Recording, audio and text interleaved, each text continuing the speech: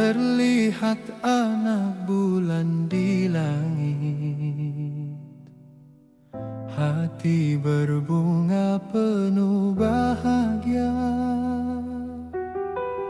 Datang kembali bulan mulia, membawa rahmat dari Yang Esa. Dari sahur hingga berbuka, belajar sabar jaga jiwa. Bukan sekadar lapar dahaga, tapi menyuci hati dan rasa. Marhaban ya Ramadan, bulan penuh keberkatan. Ampunan terbuka luas untuk semua insan. Ramadan, bulan penuh cahaya, kita sambut dengan doa.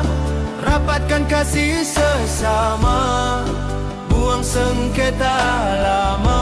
Ramadan, bulan rahmat Tuhan, indahnya malam penuh iman. Semoga hati terus tenang hingga Syawal menjelang.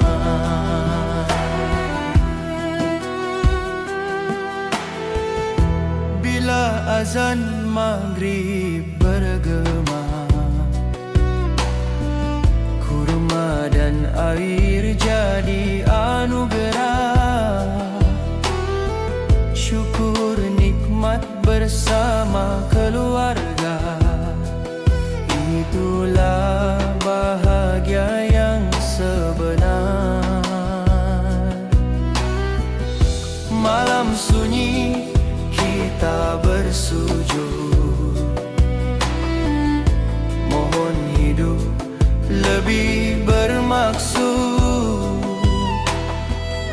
agar pulang nanti padanya dalam redha dan cinta.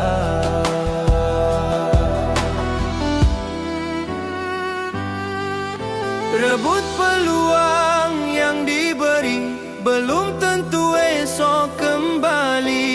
Tambah amal, ikhlaskan hati, biar jiwa makin berseri. Ramadan, bulan penuh cahaya, kita sambut dengan doa.